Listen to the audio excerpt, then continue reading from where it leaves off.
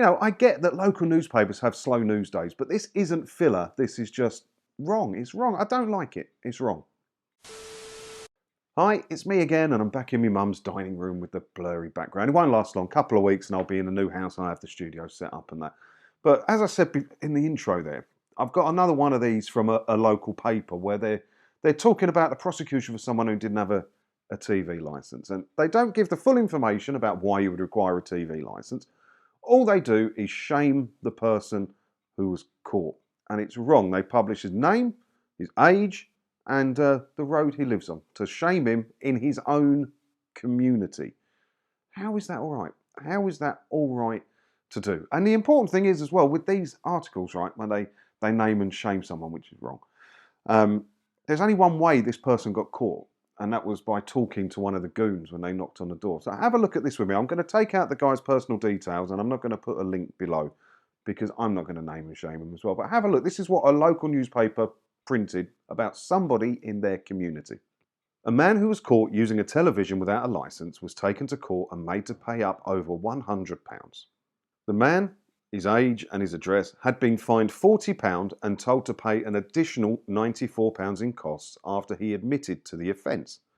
At a hearing at Wycombe Magistrates Court on September the 14th, he pleaded guilty to a charge of using a television set without a licence.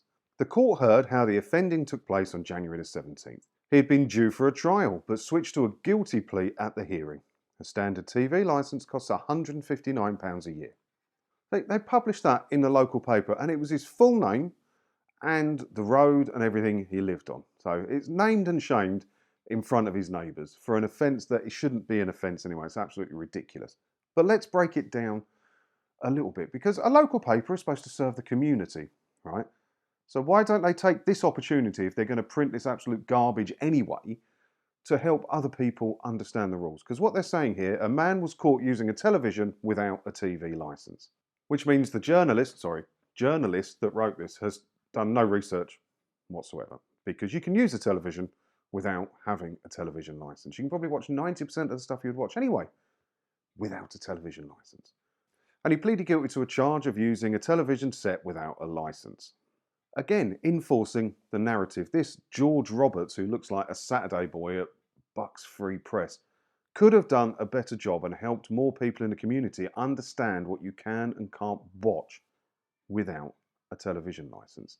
And then have a look at the money that he had to pay. Where is it?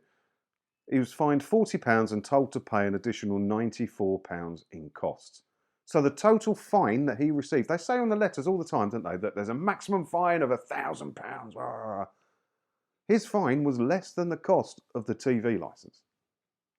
So yeah, he probably was watching something he shouldn't have been watching. I don't know. I haven't spoken to the guy. This is all the information I have on it. But whether he was or not, there was only one way he was caught. One way he was caught, and that's when the goons knock on your door and you talk to them.